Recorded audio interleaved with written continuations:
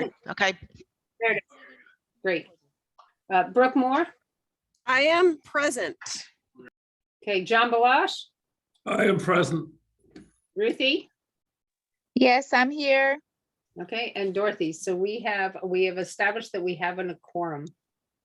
I am going to read the script for open meeting. Bear with us. We will be right with you as we go through the certain protocol. Everybody, okay? As a preliminary matter, this is Dorothy Hurst, Chair of the CRC. Permit me to confirm that all members and persons anticipating the agenda are present and they can hear me. I'm going to go through it one more time. Brooke Moore, members, when I call your name, please respond. Brooke Moore, I'm here. John Balash, I'm here. Ruthie, how do you say your last name, please? Tonico, Tonico. Sorry, I don't know why it keeps it. I always put it on my whole name and then it comes up as this every time. That's okay. Thank you, Ruthie. That's all I need. And Dorothy Hertz. Staff, when I call your name, please respond in the affirmative. Jericho? In attendance. Ann, comedian? Here. Anticipated speakers on the agenda, please respond in the affirmative. Allie Anderson? Here. Aaron Russell? Here. And Jeff, is Jeff with you guys? Yes, Okay. he I is. am. I'm here. Hello. Okay, Jeff, can you say your last name for me? Yeah, Modestino. Thank you very much. Good morning. This open meeting of the CRC is being conducted remotely, consistent with Governor Baker's executive order of March 12th, 2020. Due to the current state of emergency in the Commonwealth due to the outbreak of the COVID-19 virus. In order to mitigate the transmission of the COVID-19 virus, we have been advised and directed by the Commonwealth to suspend public gatherings, and as such, the governor order suspends the requirement of the open meeting law to have all meetings in publicly accessible physical locations. Further, all members of public bodies are allowed and encouraged to participate remotely. The order, which you can find posted with the agenda materials for this meeting, allow public bodies to meet entirely remotely so long as responsible public access is afforded to the public can follow along with the deliberations of the meeting. Ensuring public access does not ensure public participation unless such participation is required by law. This meeting of the CRC will feature public comment. For this meeting, the CRC is conveying by video Zoom as posted on the town's website, identifying how the public may join. Please note that this meeting is being recorded and that all attendees are participating by video conference. Accordingly, please be aware that other folks may be able to see you and take care not to screen share your computer. Anything you broadcast may be captured by the recording. All supporting materials that have been provided members of this body are available on the town's website unless otherwise noted. The public is encouraged to follow along using the posted agenda unless I note otherwise. We are now turning to the first item on the agenda. Before we do so, permit me to cover some ground rules for effective and clear conduct of our business and to ensure accurate meeting minutes. I, the chair, will introduce each speaker on the agenda. After they conclude their remarks, the chair will go down the line of members, inviting each by name to provide any comment, question, or motions. Please hold until your name is called further. Please remember to mute your phone or computer when you are not speaking. Please remember to speak clearly in a way that helps generate accurate minutes. For any response, please wait until the chair yields the floor to you and state your name before speaking. If members wish to engage in a conversation with other members, please do so through the chair, taking care to identify yourself. After members have spoken, the chair will afford public comment to those members of the public that have joined the meeting via Zoom. Members of the public who wish to speak must state their names and to be acknowledged and speak through the chair. Finally, each vote taken in this meeting will be conducted via roll call. Hi, everybody. I'm just going to ask for an approval of our agenda.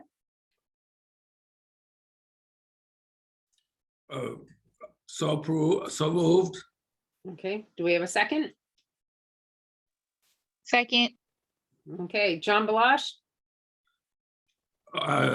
Approved. Ruthie, Approved. Brooke Moore.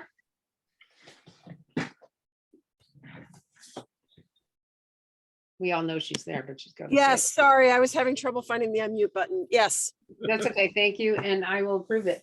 Welcome, Gosnold. We are looking forward to this presentation. There has been much anticipation of the opening of your facility here. A little, to be honest with you, a little disappointment that we haven't seen it yet. So we're very interested in hearing what you have to say to us. So the floor is yours. Okay. Yes, we're very excited about it too. It did take us some time to find a therapist to run the program. So we were finally able to procure someone who is interested, excited, and eager. They started working for us last week. We're hired. We've been training, although it is an experienced clinician that we did hire. It is someone that's a independent licensed social worker, an LICSW with years of experience, actually previously worked for Gosnold as an outpatient clinician at our Centerville site. And when they heard about us opening Nantucket, they were very excited about going over to the island to do work there. So we have found someone seasoned, experienced, and well-versed in mental health and substance abuse disorders, which is kind of the perfect combo for this structured outpatient addictions program. And so that will launch on February 1st, and he will be there 3 days a week, Tuesdays, Thursdays, and Fridays, and he will be there for 6 hours a day. Although the times may change for this in the summer when the boat availability is more frequent.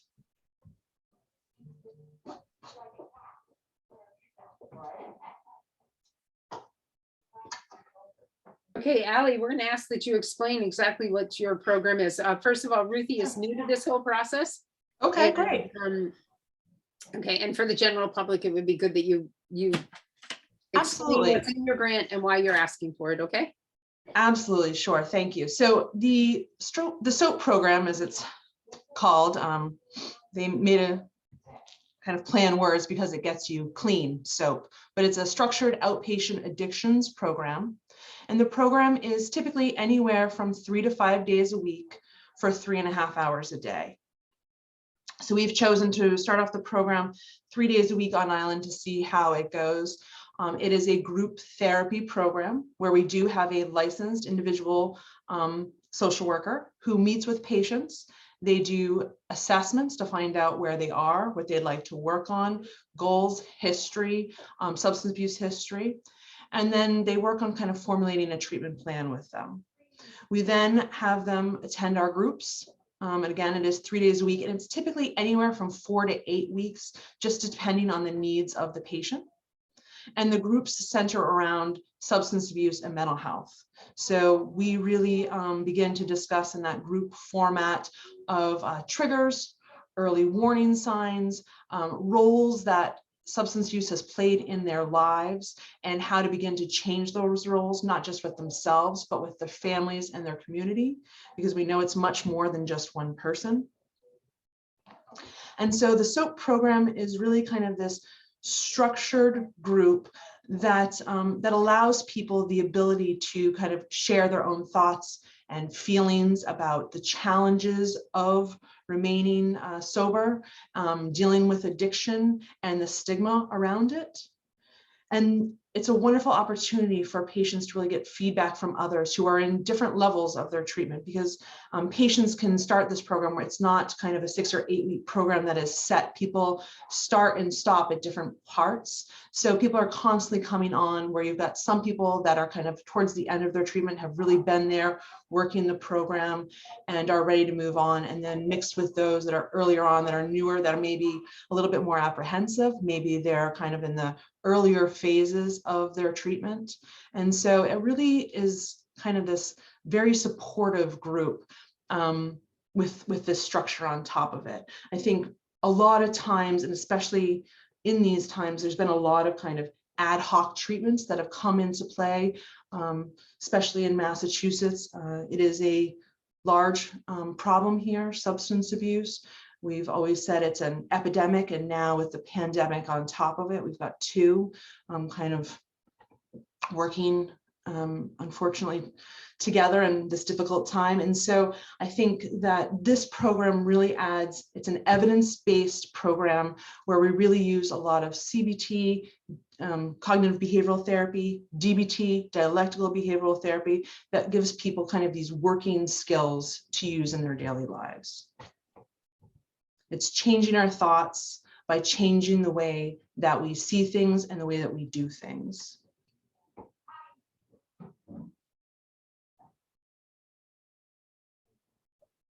Okay, does anybody else on your board want to present anything? Erin, do you want to share a little bit about the program? I think, you know, we're very excited about this opportunity, and this program is difficult to get up and running, especially on the island. It's something that we've had off island for years that's really has worked well. And we know from statistics that the number of overdoses, drug overdoses in Massachusetts has continued to climb. I think they said it's about 30% increase on the Cape in the past year. And we know, according to the CDC, that estimate in 2020, that there were 92,000 drug overdoses, and that's in the US, so that's a large number, but it is a 30% increase from 2019, which is kind of a staggering result. So, you know, this program is one that we have seen that is beneficial. We have seen results of it, of patients that have utilized this program and gone on, and that have maintained years of sobriety. So we truly believe in this program, and we think it can be extremely beneficial to the island. We've been providing it to the island via telehealth, but this program in conjunction with kind of the partial hospital program, these two programs really do work best in person, where patients can kind of be together and supporting one another. It's a little different of this in-person program. It really seems to kind of take hold and motivate one another when done in person. So that's why we are really trying to work hard to bring this program to the island and have someone on island to be there. Okay, I'm gonna ask you a question. Yeah. And probably coming from a very hard point of view here. That's okay. I was probably your biggest supporter Mm-hmm. in getting you, here and helping get you the Gosnell started, because I truly believe in the mission statement of anything that works with substance abuse. Mhm. I will be honest with you to say that Gosnell has disappointed a lot of people in the community Mm-hmm. by not following through, by programs starting and then stopping Mm-hmm. with no notice to the community when asked by the community for information. We've gone, and personally, I've done a lot of tried communication through, the last few years with Gosnell, Mhm. since Gosnell started. You came in with a bang and it was phenomenal, and you went out and it just left a sour taste, I think, in a lot of mouths. So I think as we, the cannabis committee, the contract review committee, I know we gave a grant to NAMI to support this program. We're now waiting, it's 7 months into the program to finally see something started. How do we know Gosnell's going to stick around? I know you have an office, but that doesn't tell me in person, this program is going to be here. And Yeah. and usually I go to everybody else on the board and let them ask the question first, but I think I'm asking a question that is in the minds of everybody as we're looking at this, is what kind of guarantee, if you're getting this funding, or that if we stand behind, we make a recommendation this way, what kind of guarantee are you giving us that this program is going to stay open, that it's not going to be something that's going to start and people become dependent on this program, or, begin to rely on it, and then you pull back out? Because, and I don't mean it like in regards to you, I mean it in regards to Gosnell itself. They've been very unresponsive in letting us know really where they stand when we've asked the question, well, are you closing? What are you doing? Your doors are closed. People aren't seeing you, and I need some answers on that. I think that's the best way, instead of keep going. Okay. Sure. And to kind of address some of those, I guess I haven't ever heard those questions about where are we. Why aren't we, there? We've been there consistently, although to your point, it has been difficult. We had some grants initially to help us start things. It has proven very difficult to be on the island. To get consistent staffing there has been very hard, to be honest. I've posted a lot of positions for the island, and it's been met with people having a hard time finding places to live. And so people have had to commute. I've had, as you know, we've had some staff that we've had on the island. We've gone through a couple kind of directors or lead there. It's been hard. So to your point, we do try our best to keep things going as much as we possibly can. We have not closed our doors there during COVID. We did transition to telehealth, but we continue to maintain the patients and continue to see them. We continue to meet with them for both medication-assisted treatment and medications in general, as well as individual therapy. We currently have 140 patients on island that are active patients that are in our outpatient and medication program. It has taken us a while to find someone to come over to the island. I won't deny that. We were hoping to get this up much sooner. But this finding someone has proven challenging, as it has proven challenging for the past few years that we've been there to get someone. I do think that this is a good fit. The person is very excited about the opportunity. So I feel extremely confident that he will be there and be continuing to go there regularly. Our goal is to have this program up and running. And to do so, it does require some grant funding. So that is why we're reaching out for this second year, is that the amount of money for this covers about half of the program. The rest of it, we have to continue to do fundraising for. Okay. I see that it says it costs about 146,000 to run it. It must be Correct. 147,000. And you're asking for 100,000. Correct. Yeah. Okay.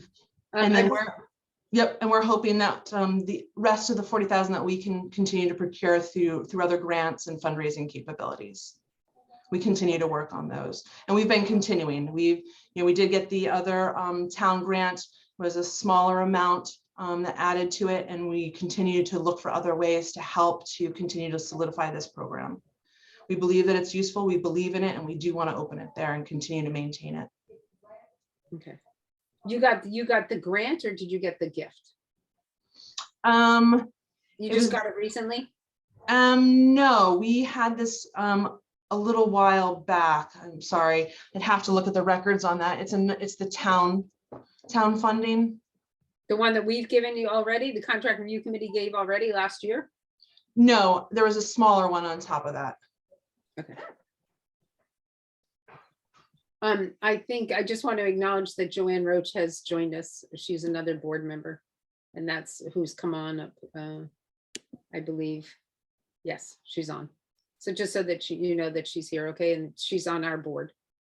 Okay, does anybody else from, Erin, do you have anything to say? I would just echo what Allie's been saying. I mean, she did a really good job explaining the program.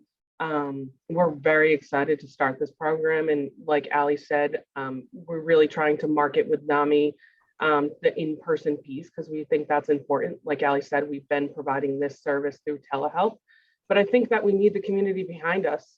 I think, like you just said, there has been some bumps in the road, but in order to be successful, we need to have the community behind us to support it, because without you guys, we can't have a successful program. I think it takes a partnership with the community and with other organizations. We work closely with NAMI, with Addiction Solutions. Those are key partners in making this successful, because we can bring the clinician who's very experienced, has a lot of experience in trauma and substance abuse. He's actually a professor too. And he's really excited and really experienced. He loves Nantucket and loves commuting. He's really excited about it, but we need the the referrals, and that comes from everyone. You guys know the island best, and who needs our help, and we're willing to be there to try to help them. So Ally did a great way explaining, and you can always reach out. I'm going to speak for Ally right now, to either of us if anyone has any questions or concerns, because if we don't know, then we can't help that. So please reach out to us. If anyone needs our contact information or cell phone numbers, we're available whenever you guys need us. So yeah, we just need you guys in this grant. Will be helpful if we were awarded it, to help this program grow. So thank you. Okay, thanks, Erin. I just want to reiterate something. I should let you know that I think that the town, i.e., and I believe members of the community are always in support of anything that will help us be a better community, and help the individuals within the community. And I think they've been avid supporters. We can also question, when we've given the support, the questions that come forward, when there's certain disappointments. So I'm going to let Jeff speak if he wants to speak, and then go on to questions, if that's okay with you, Erin. Are you done? Yeah. Okay, great. Thanks for the time. I think Ally, covered all points, and I agree on all points, as well as Erin. So I think you had asked about guarantees. I mean, no one can really make guarantees in this marketplace, but I can say we've been very committed to Nantucket, for sure. As Ally's described, we've been waiting on some grants that haven't come in, and ultimately we need those grants to fund programs like this. But in this case, we've invested in the resource ahead of the grant, which speaks to our commitment in that area, because we've already committed to the resource, and we're still anticipating the grant to come in. So that speaks to our commitment to the island. Yeah, Jeff, I think that you already have a grant through us. That's what started this position. Yep. So that you're But not enough to fully cover it, as kind of Ally alluded to. So I think an additional dollars beyond that allows us to, as a nonprofit organization, to at least cover the cost to run the program. And if we have to invest in ahead of that, we'll do that. Okay, I just don't, do you understand that you got $100,000 grant last year from the town, and we're waiting on the programs beginning February 1st? I do. Okay. Okay, well then I think I'm gonna go to my board and allow them to start asking questions. I will start with Brooke Moore. Hi, thanks for coming, you guys. I do have a few questions.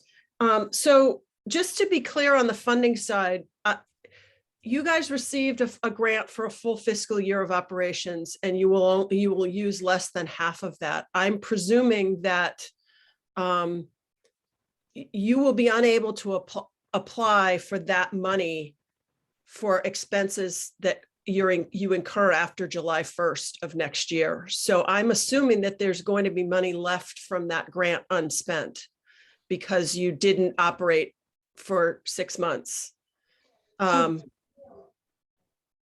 Sorry, go ahead. No, that was more of a so- statement, than a question, but I mean it to be a question. Yeah. Yeah, so and I think that it is, Brooke. So to your point, the grant that we received last year was, I believe, around 90,000, 95 maybe, I think, and it was with NAMI, and 25,000 of that went to NAMI. So the percentage of ours was lower. We'll receive 70 of it for this year. So you're correct, it is less, but in regards to us for the budget, it's about 140 to run it. So the 70 covers only half of the year for funding this. Obviously, our intention was to run it the whole year, but again, to the point that it took us some time to find staff to be on the island. So Dorothy, perhaps you can clarify if their funding model was for 50% of operations, and the 70,000 now covers 100% of operations for half a year, are they permitted to use those dollars that way? I will have to read the grant with Jericho and get back to you on that, because it will depend on the wording in the grant itself, a contract.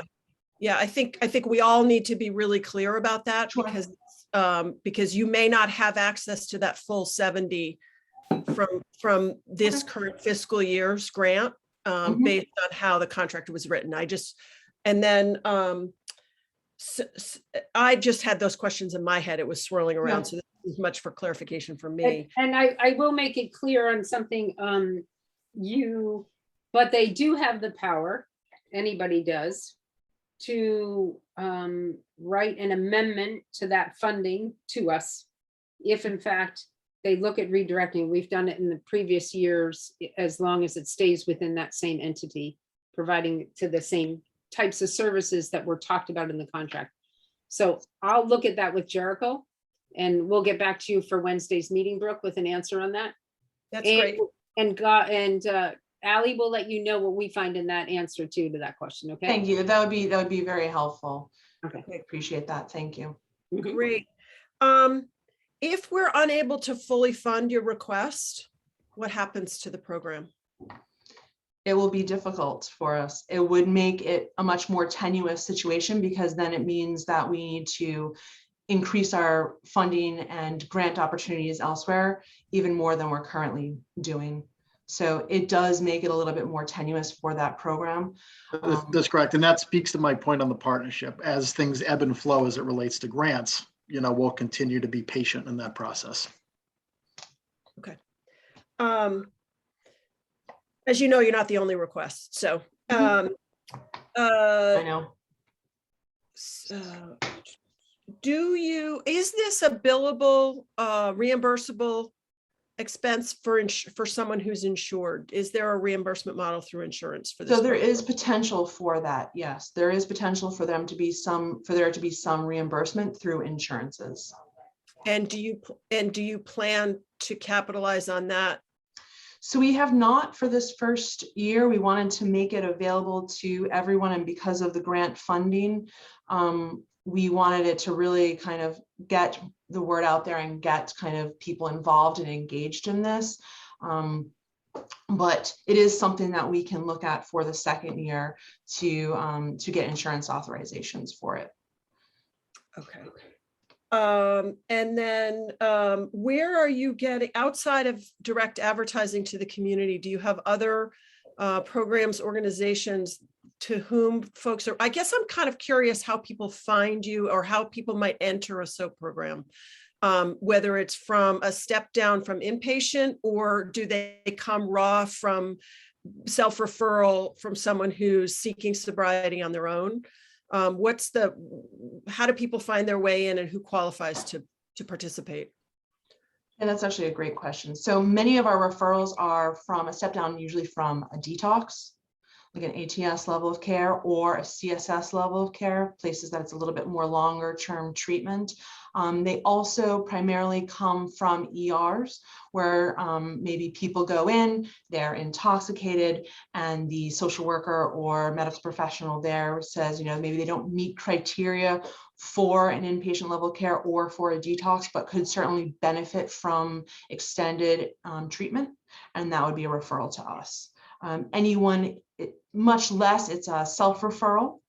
There's self-referrals from AA meetings, NA meetings, people who relapse, as well as outpatient therapy. If a patient's going to see a counselor and they're relapsing frequently, they would refer to this program. Okay, great. And my other question is, because one of our other major applications is for peer recovery coaching, Mhm. I'm just curious how SOAP and peer recovery work together in a community like Nantucket, and where do people participate simultaneously in both? Is one, or are they sort of like sequential in some way, and what are your plans to collaborate with Fairwinds, who runs peer recovery? Sure. We're always happy and willing to work with Fairwinds on any of them. And I know in the past I have reached out to them and to Tess before on collaboration. Happy to do so again. Peer recovery can run in collaboration with SOAP program. Peer recovery is really an individual person that is assigned to an individual. They're usually obviously a peer, someone that's been there but has years of experience, oftentimes like our recovery coaches, they have done training and have licensure for coaching. And so their work is to help individuals kind of after hours during those off times when patients may be struggling, or if they need a kind of quick check-in. The SOAP program is much more structured and guided, but they can do both at the same time. Thanks. That's it from me, Dorothy. Okay, thank you, Brooke. Ruthie, do you have any questions? Yeah, I was just wondering, when you said that you had the main issue with keeping up with the program before was because of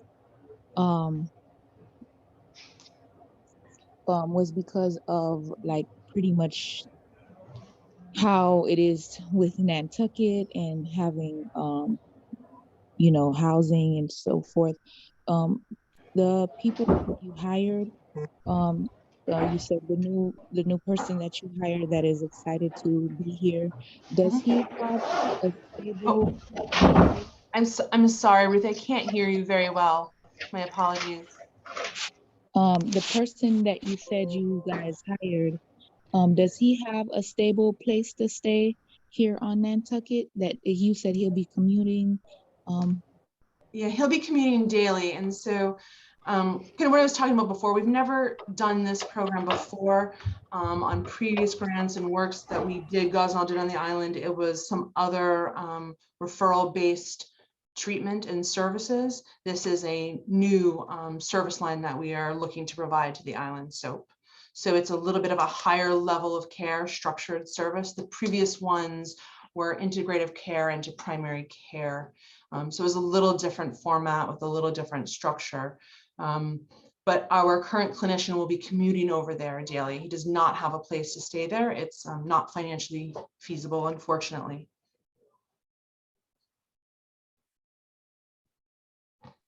Okay, thank you. Yeah. Okay, thanks, Ruthie. John Balash? I don't have any questions at this point. Okay. Joanna? I have a couple of questions. So similar to the concerns that Ruthie just expressed, the idea that you would have someone commuting, I think is optimistic at best, right? And I guess I'm also, what will happen to those appointments if the weather's bad or he can't make it or the ferry gets canceled, or there's an emergency at the end of the day. I mean, this is not an easy thing to manage. And also, frankly, it's a 2-hour commute a day onto a work day. And people can only sustain that for so long. This is not like a solution. Right. So I'm really concerned that that's the modeling that's happening here. And I think, secondly, I'm also not clear on what happens if someone calls Gostold. Like, what is the path of entry and how quickly are those phone calls managed? And what is like the flow of people who need help? I know during the pandemic, that the office was closed and that people who did seek help, like sometimes it took a long time for action, let's just say. So I'm concerned about how you'd mitigate that. Sure. So let me answer the kind of first questions first. So as far as Glenn commuting over to the island, sure, it is not ideal, but it is what we have been able to find.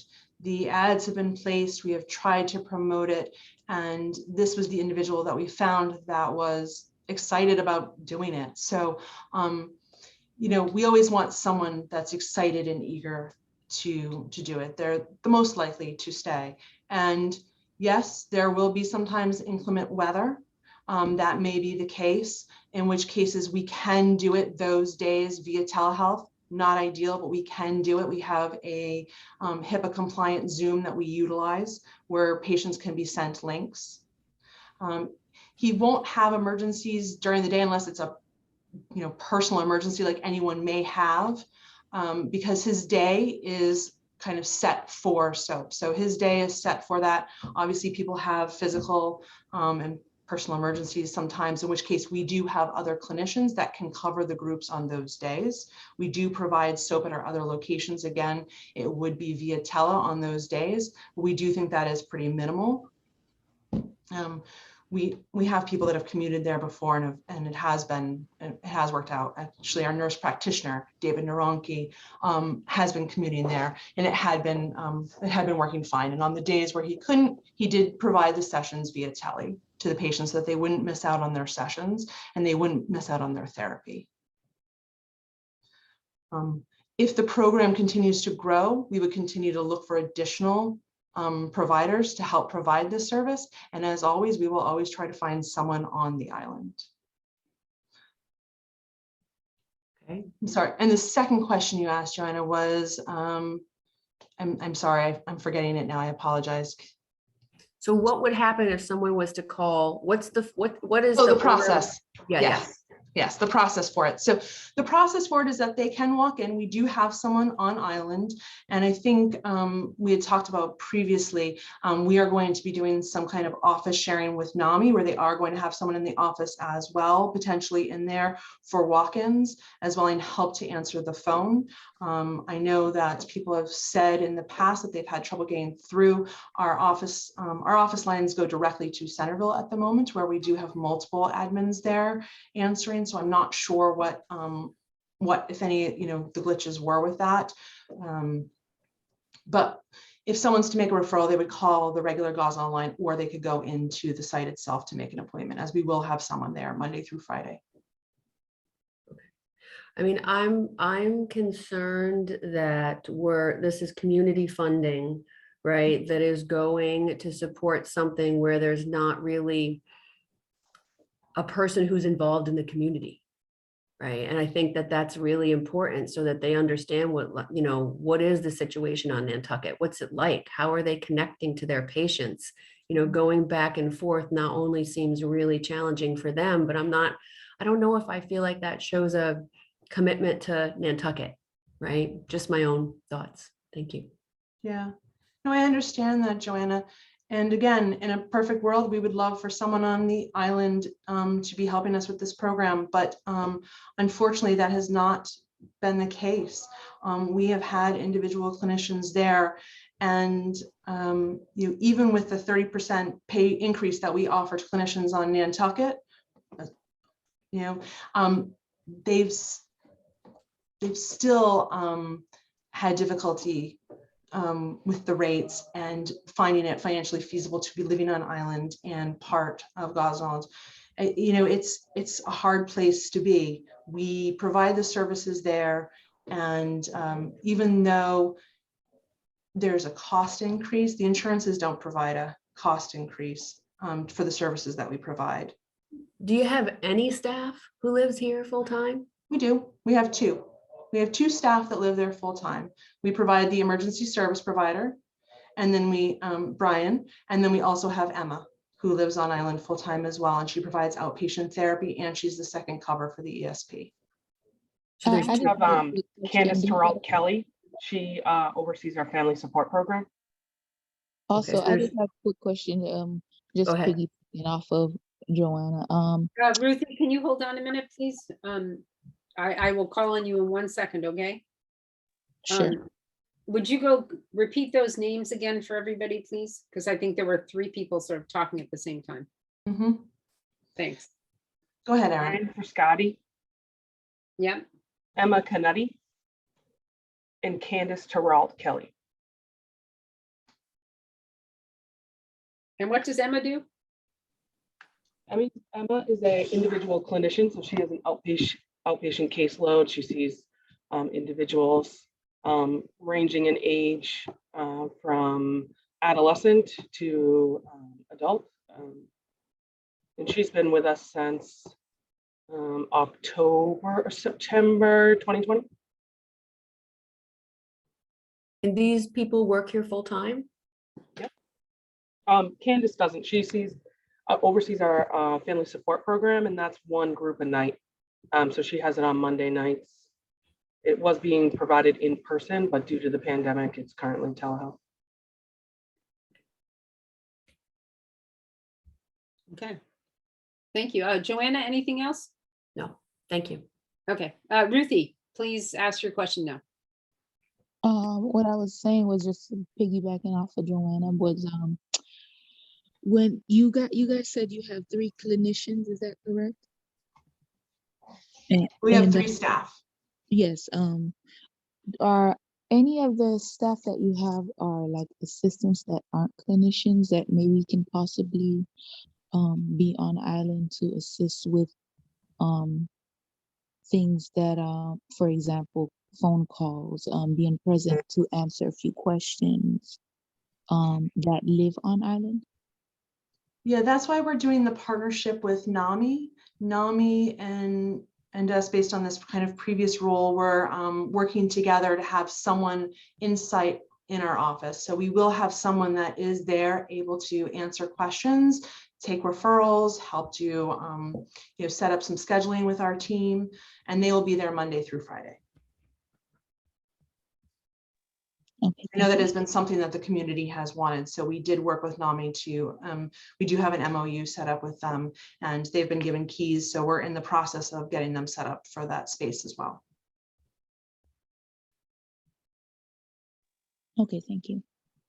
I'm going to only ask one more question because I think a lot has been answered by you guys. Your Monday sessions, how many people are participating in your Monday sessions? In the family group, that's about 10 to 12 on a weekly basis. And they meet once a week?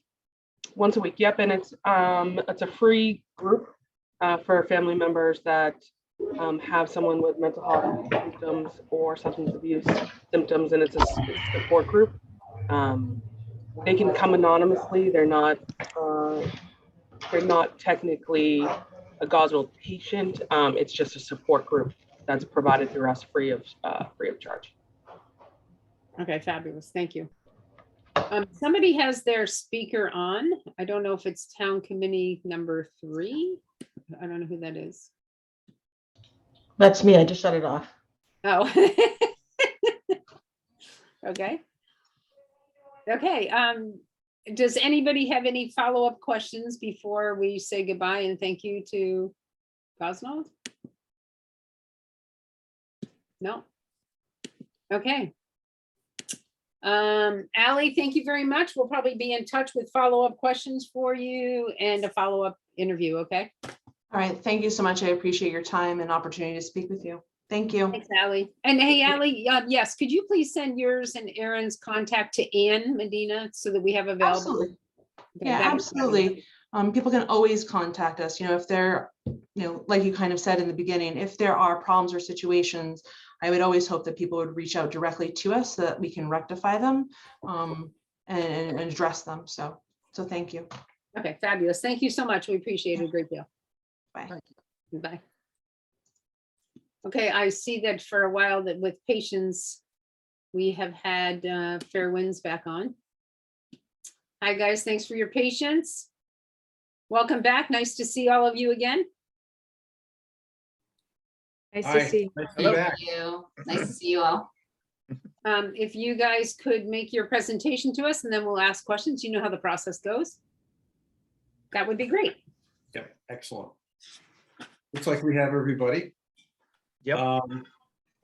Michael, do you want to kick it off? Sure. Hi, members of the committee and town staff and the rest of the Fair Winds team. I'm Michael Kellerman, again, former interim executive director. I'm here in Jason's stead representing the group. I think we have a great group, 2 board members, Chris and Phil, as well as Amanda, Christy, and Vanessa from the team here from Fair Winds. So I'll do a brief introduction and then I'll really turn it over to Amanda and I believe Christy, who will take you through the presentation. But we're here to talk about our application on behalf of Fair Winds for $100,000 from this funding source to, in effect, really reboot the peer recovery coaching program, which you'll probably hear us refer to as PRC throughout. So that might be one of the acronym soups we struggle to to not get involved in. So PRC, peer recovery coaching. This grant in spirit is very much to continue the progress Fair Winds had starting this program in 2017, and over time building that program and the network involved. And we will discuss some of the barriers, cost, insurance, and of course, COVID, which significantly affected the trajectory upward of that program. But we're very much here to talk about rebooting and supercharging that program. Some of the reason for that is safe to say that I think in a community ecosystem like Nantucket, when you're talking about substance misuse services, you really do have a continuum. It might start from that sort of the informal networks and programs like AA and NA and others at the sort of bottom of the pyramid that provide critical and regular community member driven peer support systems. And then you might go to the top of that system, probably coming off of some recent conversations to talk about inpatient, outpatient, intensive, and other programs that support people that are in more intensive and critical parts of their struggle. And the peer recovery coaching model is very much a bridge between those two, a critical sort of nestling in that evidence. More and more evidence is showing is a really important part of adding a sort of professional model to that community base, or a model that can nestle in with other services provided at Fairwinds and other places that can provide a treatment a path for an individual to step down from a more restrictive environment. So really a critical system that we are very eager to continue to build. And we'll talk again about some of those barriers and how the program model works. I wanted to just say, suffice it to say, that COVID has not only made it clear to really all of us community members the need for a fuller, more robust continuum of services in the substance misuse area, but also, you know, data and the community narrative shows that the pandemic has really accelerated the rates of substance misuse, and we know that the demand for services is only more than it's ever been. And so we believe that really now is the time, regardless of knowing how to really talk about where the pandemic is going. We know that we know a lot about how to deliver services, and I think we're in a position where we want to meet that demand. So Fairwinds really does have the history, the licensure, the fiscal compliance, supervisory, and administrative capacity to drive this program, to drive this reboot and sustain it and integrate it within the other treatment modalities offered both at Fairwinds and at other places. But I wanted to pause there and just say thank you for having me again and the rest of the team. I'm going to turn it over to the Fairwinds Clinical Director, Amanda Wright, to talk more about the process, the structure of the program, the clinical experience and oversight that's sort of illustrated in the grant application. And so Amanda, if you'll take it from here, thanks again for having me, and we look forward to your questions. Thanks, Michael. Hi, everybody. Hi, everybody. It's lovely to see you all.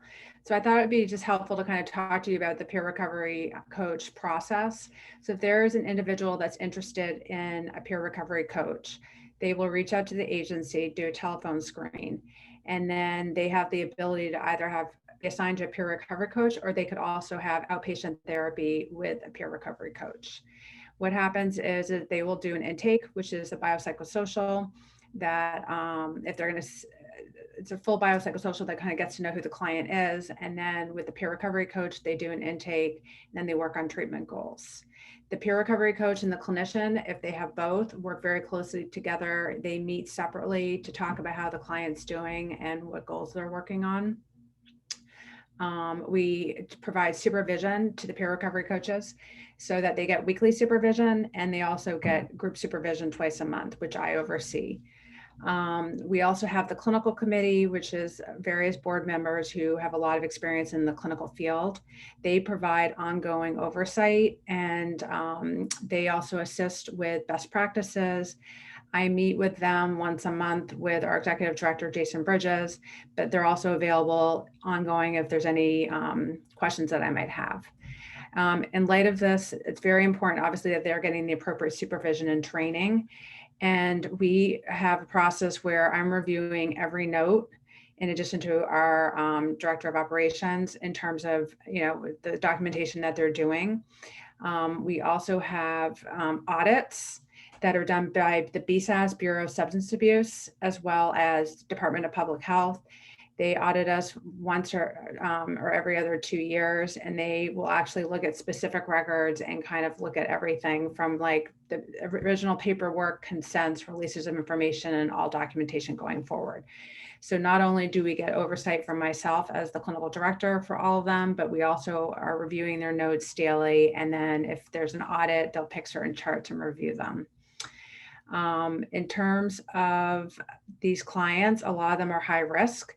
So what that means is that we will identify them in the medical record system that we utilize. So when they pop up, we recognize that they're high risk so that we make sure that we have as many plans in place to keep them safe. So for these high risk clients, if they need additional outpatient therapy, we'll provide that. If they need additional sessions with their peer recovery coach, they can do that. If they are abusing certain substances, we provide Narcan.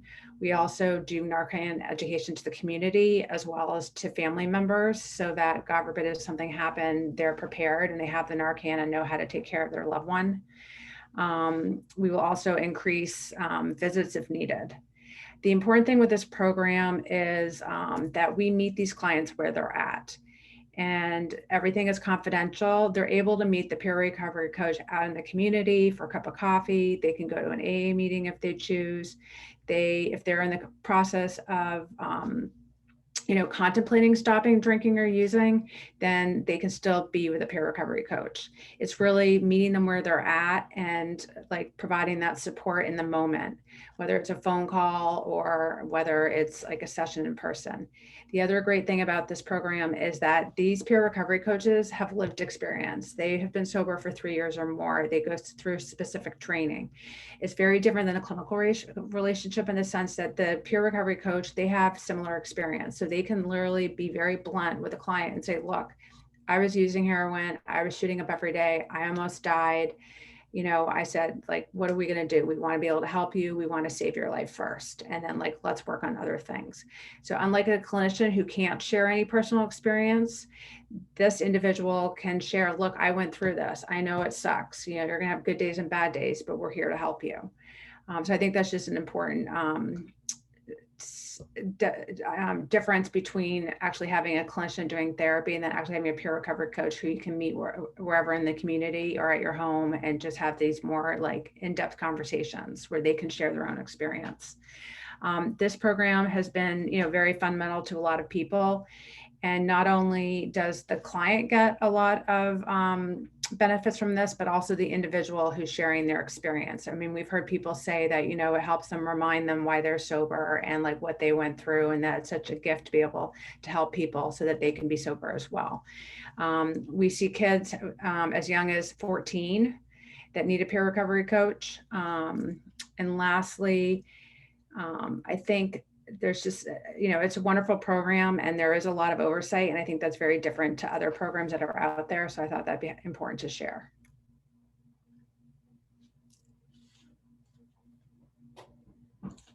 Thank you, Amanda. And Christy, did you have any comments you wanted to add to the narrative we've had thus far before turning it over to questions? And I should say the same for Vanessa and any other member of the team. Just from a financial standpoint, I wanted people to understand that the $68 an hour is the exact amount that we're reimbursed by the major carrier who funds this program, which is MBHP, which is a mass health product. And that is exactly what they reimburse us an hour. So that price did not, or that cost did not just come out of anything but that. So I just wanted to make that clear in case anyone had any questions about that. And I did also want to say that we've seen before with the Children's Behavioral Health Initiative, which is in-home therapy, therapeutic mentoring, intensive case management for children who have serious emotional disturbance. That started something like 15 years ago and is just now rolled in the last couple of years into being mandated by the Department of Insurance to be covered by all major carriers, and it is now. So they do this. There's a precedent where they start these programs, they collect all the evidence, they are sure that it works, they're sure that it saves them money and saves people's lives, more importantly. And I see that happening already. Even insurance, there's another small carrier, this is in the grant the proposal that we wrote. So it's already starting to make sense to carriers that they can save themselves money by putting this program in place. So I just want to be known that we are very hopeful that in the future, it may take them, like I said, with the Children's Behavioral Health Initiative, it took almost about 15 years.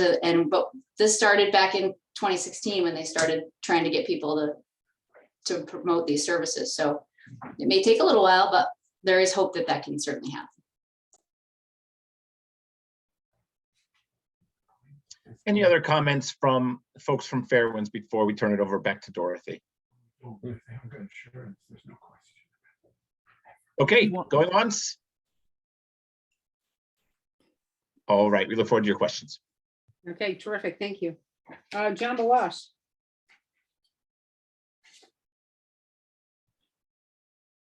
John?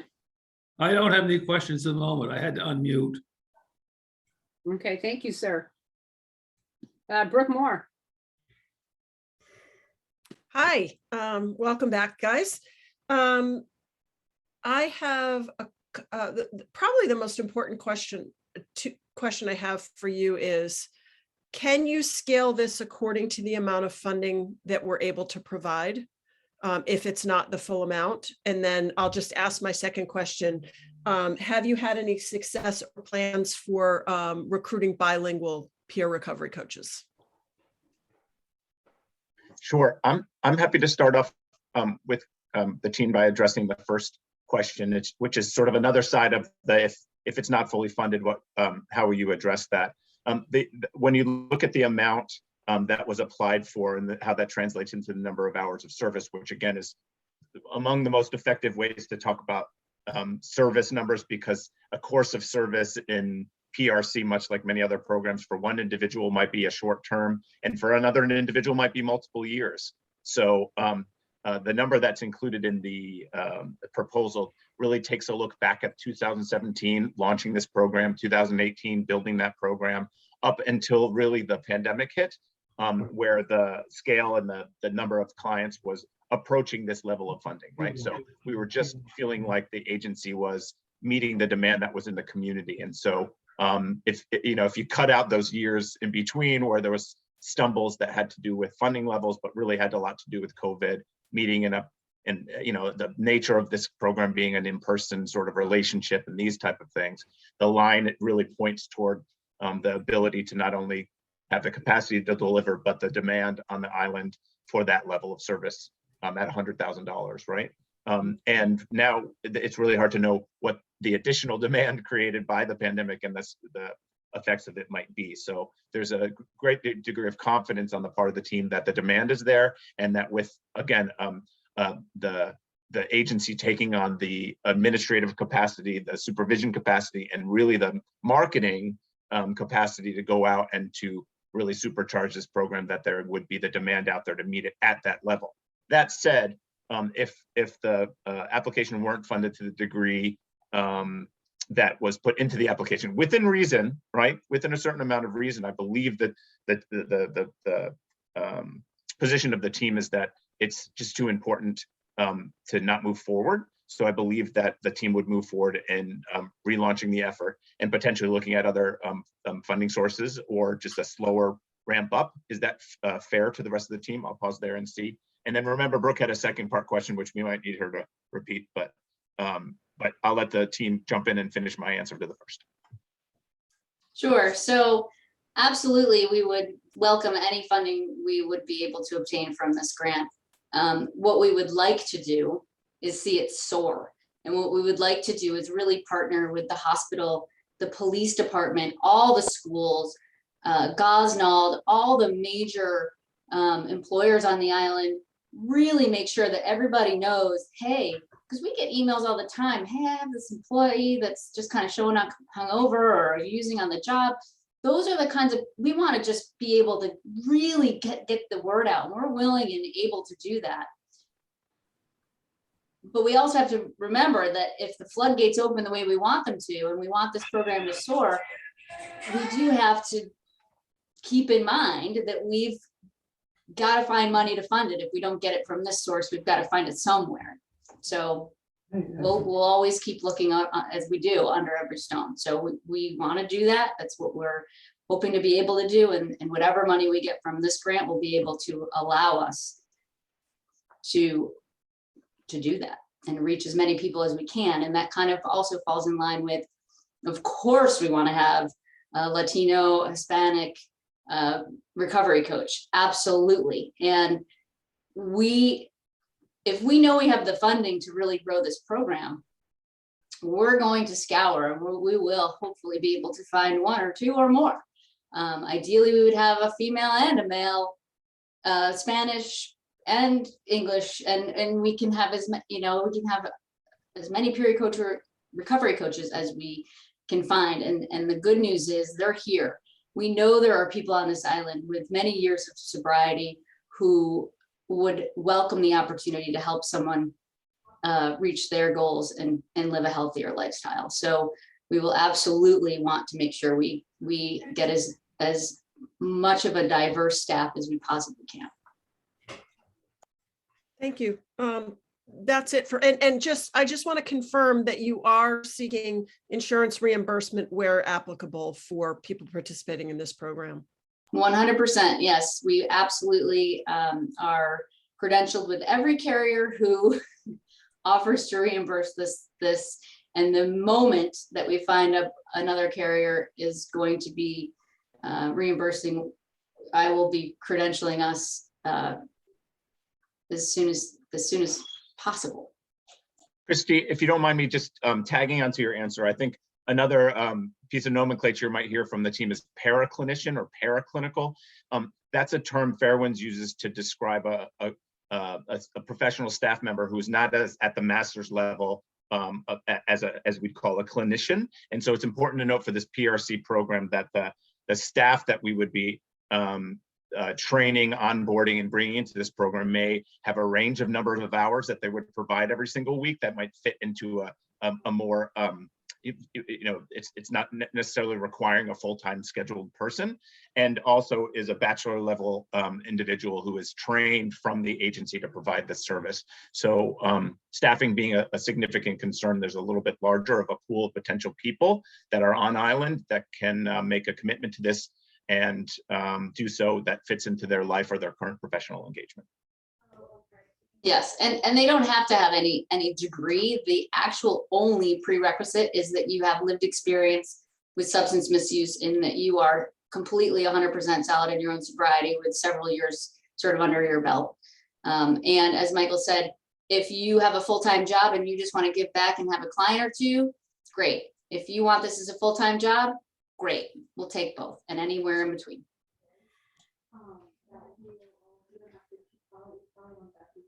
Okay, thank you.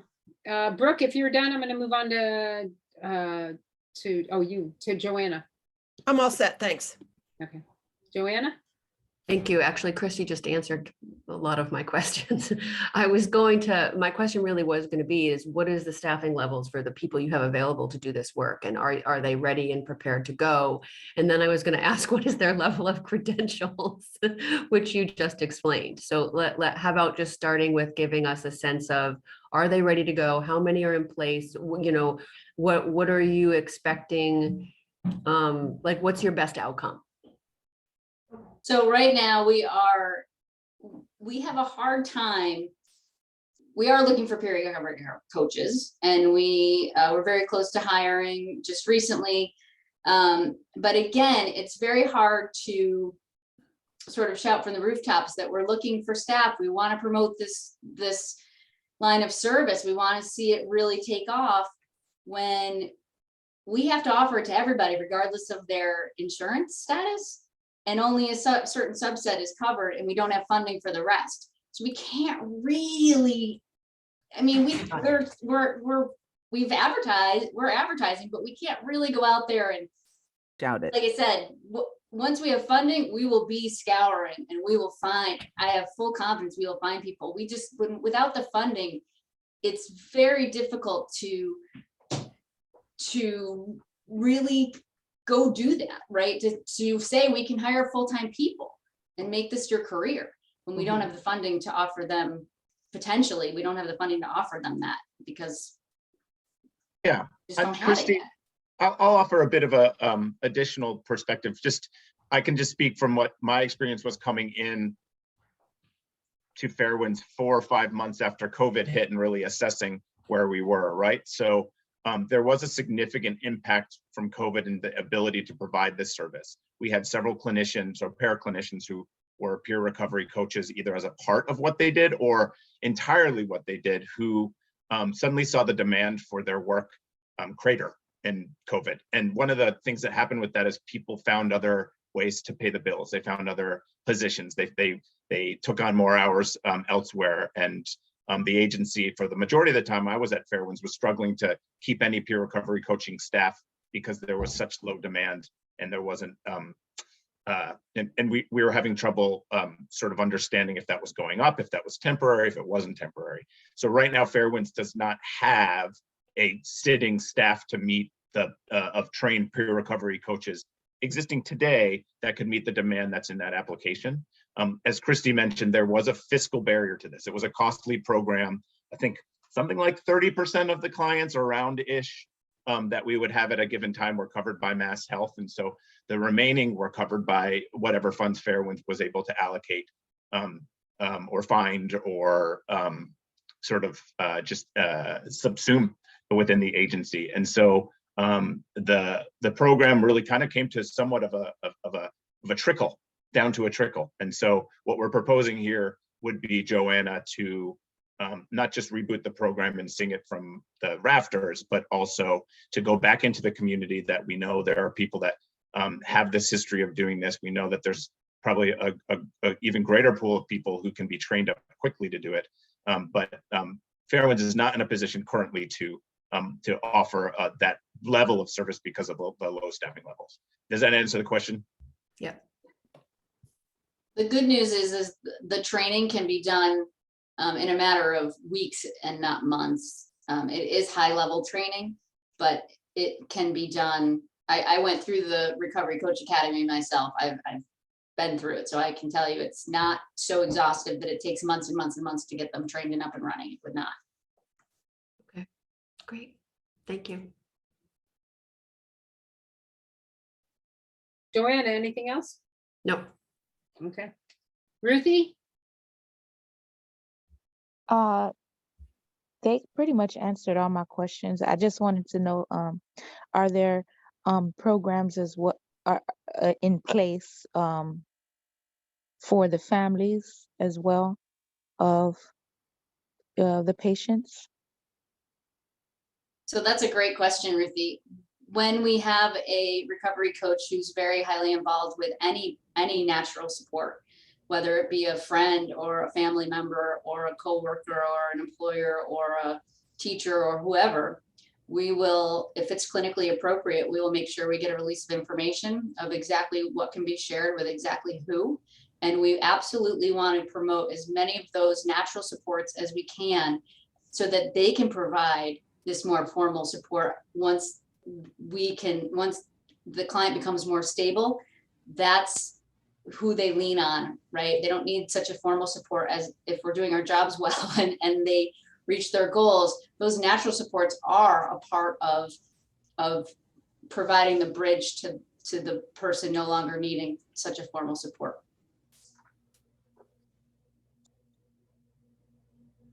And I just wanted to add as well to Ruthie that if the family was ever interested, the client and the family in family therapy, we could always also offer that as an option as additional support if needed. Yes, and the coach can absolutely meet with the family members. And as we discussed, if it were someone who were abusing substances such that Narcan might be an issue, we would make sure that all the friends and family were trained in Narcan. But yes, it's a system where we understand and acknowledge that the people who play the largest role in the client's life need to be a part of their recovery if the client so chooses. Okay, thank you. And also, you guys said that the insurance, it's reimbursed. It's not fully covered. Like the program, does it accept every insurance is what I guess I should ask. It sadly at this time does not. And what I've seen historically is that MBHP, which is a Mass Health product, which is I like to call it the best insurance money cannot buy. It often in Massachusetts will start these programs because they feel like it is evidence-based, it is very good client care. And then as time goes on, they will mandate the commercial carriers, the private carriers to provide these services. So currently, this Mass Health is one branch of Mass Health, which happens to be the major carrier, which we have about 30%, 25 to 30% of our clients are receiving Mass Health. They would be covered, but not the vast majority of people that are fully insured. No, they do not reimburse for this program yet. Yeah, I'll take off on the yet, Ruthie, by saying if it seems idealistic to think that the insurance industry would pick up a service as a potential for the future, we did, as Christy mentioned, we did see that happen this last July, I believe, with Independence Blue Cross, a major, obviously, provider in the Commonwealth for the Children's Behavioral Health Initiative programs that are not only critical programs, but one of the consequences of doing that model well is that it may save on the long-term care costs for an individual by offering services that are truly intensive early on in these type of things. We feel like the peer recovery coaching model falls into that same category, and there's already movement afoot to build it as a Mass Health product and push it out with evidence to the insurance carriers in a way that gets them to pick them up. So it's not idealistic to think that, no one here would want to take a guess as to how long it might take, but there are efforts afoot. The Commonwealth has had success in doing that with other programs, and Massachusetts is a really promising place for making a good case for insurance carriers to pick up a service. Okay, thank you. Oh my God. What's the matter? What happened? It's my computer. Don't worry about it. Oh, I think we're back in. We won't even discuss my computer, Vanessa. It has a mind of its own. Dorothy, can I say one last sentence just to close the loop on Ruthie's question? Yes. It's important to note that while Mass Health picks up a certain percentage of peer recovery clients, if they have that, this grant, the funds from this grant would not be used to cover services associated with those that are covered in insurance. So we're only talking about that chunk that wouldn't be covered, and then trying to say that we're hopeful, as any community would be in Massachusetts, that the other insurance carriers covering those services will go up over time. So the cost of doing a community-wide service at scale would go down.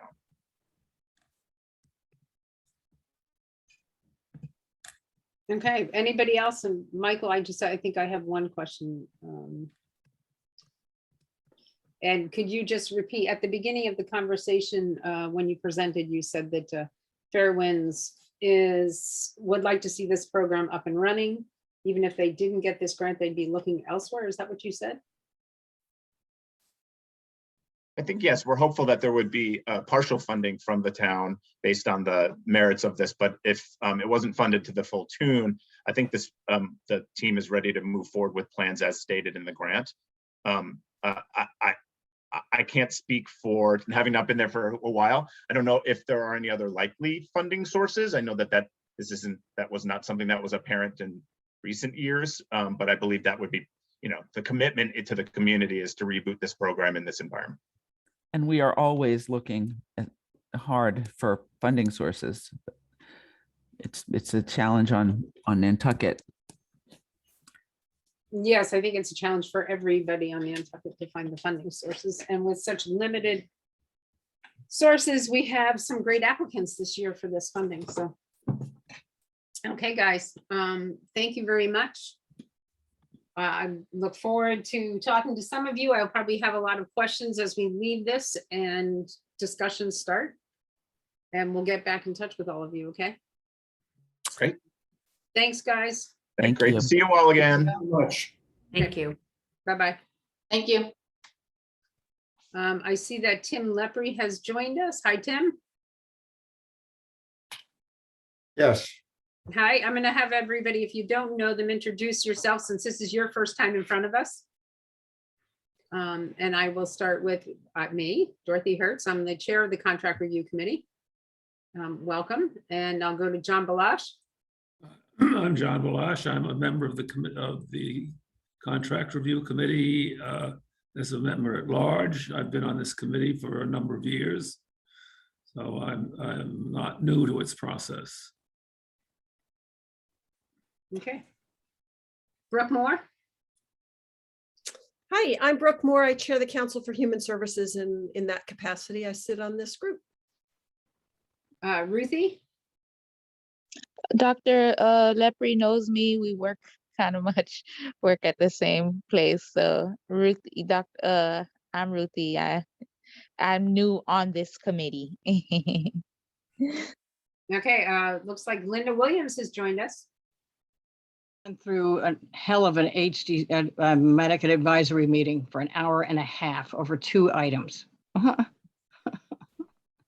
well, welcome to us. Dr. Lepre, I believe you know Linda Williams. The next person up is Joanna Roach. Hi, Dr. Lepre. I'm the FinCom representative on this committee. It's my first year. Thank you. Jericho Mealy. Hello, Dr. Lepre. Long time no see. I was pretty good friends with Dr. Lepre's son. I'm currently the Director of Human Services for the town of Nantucket. And thanks for joining us. And then our wheels behind us, Ann Medina. Hi. Okay, Dr. Lepre, the floor is yours, sir. Okay, I started Addiction Solutions out of my office about 10 years ago. And then because I saw a need, my time on school committee, I passed out diplomas to kids I was seeing in the emergency room with opioid issues, overdoses, deaths. So I started it on my own, the hospital having somewhat less than great enthusiasm for the care of these people. I met Aileen Womack, who was a nurse who had 30 years experience at San Francisco General in addictions and emergency psychiatry.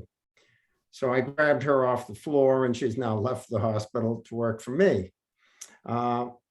What we do is medically assisted treatment for patients with opioid addiction. We also deal with patients with alcohol issues. We use Suboxone, which became available about 12 years ago. And Suboxone allows patients to get off of opioids, use Suboxone. It cuts down the craving, it cuts down going through withdrawal, and it enables the patient to get out of the chaos of addiction. Approximately 80% of our clients right now are actually working. And we've had 10 pregnant patients who delivered without having their children or babies go through neonatal withdrawal. So we've been very successful. As I said, I started this, and then I met a woman, Carla Freed, who put on a little program for us to try and raise some money. And then we were picked up by the Rotary, which really supported us very highly. We exist on donations. I donate my time, and our employees are Aileen Womack, my daughter, who works intermittently with us. She has twins, and she is a school nurse at the elementary school, so her time is a little bit taken up. And Annette Bell Thompson, who is a nurse from the hospital that works for us on occasion. We started off and continue to work on Wednesday evenings from 5 till whenever, and on Friday mornings from 8 until whenever. I say whenever because it depends on we have our regular schedule, but we also have accept all comers. You may have heard my ads on the radio, hopefully.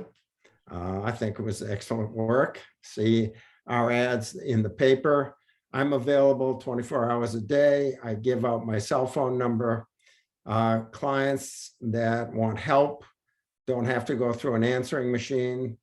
They don't have to speak to a secretary. They get directly to me.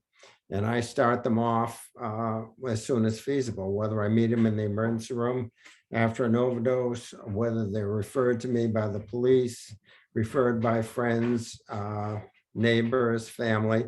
We'll see them and get them started and then follow them along.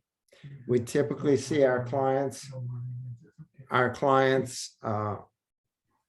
we start off seeing them at least weekly, maybe less than weekly, depending on how they're doing initially. And then we see them out to about a month. We see our clients at least once a month. We do urine testing. Now, we don't charge anybody. If they got insurance, great. If they don't have insurance, great. We have a fund that is available for clients that come in that have no money and have no insurance to get them started. We recommend our clients get insurance. We encourage them, but that is not a criteria of our being involved with them. We take all comers, and as I said, their status with insurance or need, it's a need-based program. We work with clients.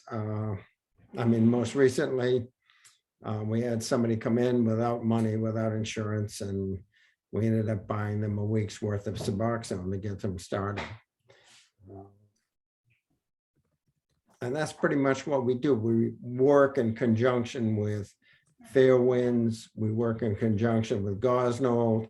We work with the private therapists. We recommend our clients get involved in NA, AA, and get some therapy, because the medically assisted treatment is medically assisted treatment. It allows clients to get out of the chaos of addiction, to get their life straight, and then to start dealing with the issues that drove their addiction. Our door is always open. We'll see them whenever they need to be seen, getting started out. I've seen, as I said, in the emergency room, I've seen them in the office, if they, it's nights, holidays, and weekends. And that's what we do. Now, our alcohol patients, we use naltrexone and Vivitrol to help patients cut down their cravings. We also have used Antabuse, and those are our standard approaches to patients with alcohol. And recommend they get therapy and go to NA and AA.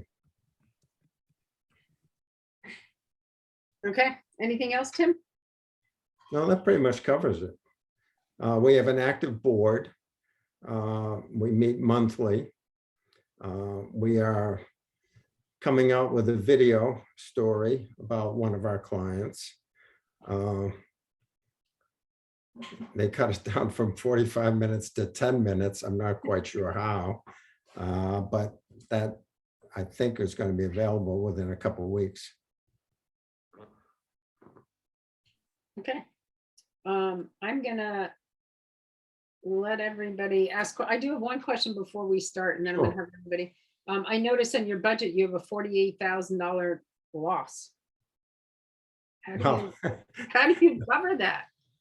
Well, it's donations. I mean, that's how we run. I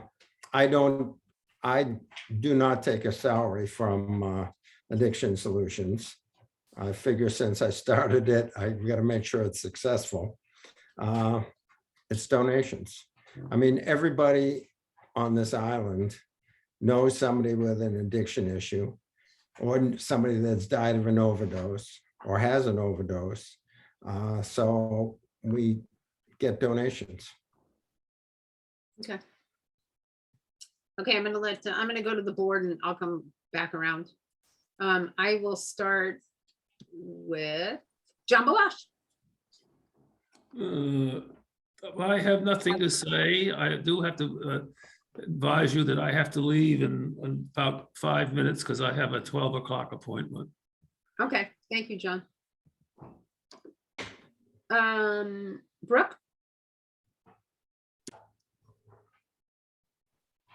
Hi, thanks so much for what you do. It's a difficult area to raise money for sometimes. There's a lot of stigma and judgment around substance misuse. I keep asking everybody the same question. You're not showing on your revenue line any insurance reimbursements, and I'm wondering if patients are insured, are you helping them submit for reimbursement, and where do those funds go? If they are, if the services are covered. If the services are covered, the money comes into the office. Okay. And running addiction solutions. I mean, we encourage people, but again, that isn't a criteria for our taking care of them. We take, if they've got it, good. If, as my ad says, if they've got insurance, great. If they don't have insurance, that's equally great. We'll see them. Mm-hmm. I appreciate that. Thanks. I think that's it. The statistic about delivering 10 babies who didn't go through withdrawal is stunning to me. Thank you. That's it. Actually, my nurse has gone up to the delivery room to be with some of our clients from 2 in the morning to 4 in the afternoon. Wow. That's a big commitment. Ruthie.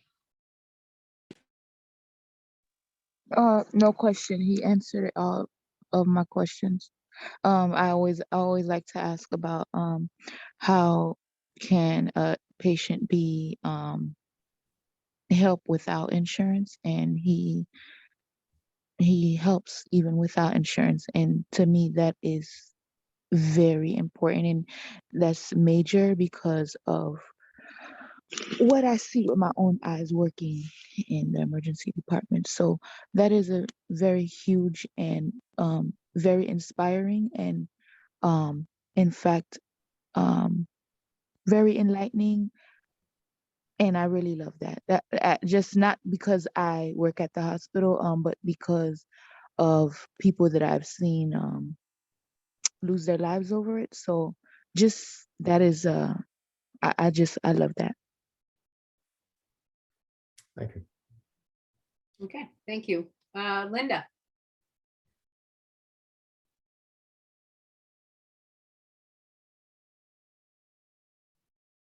I'm confused.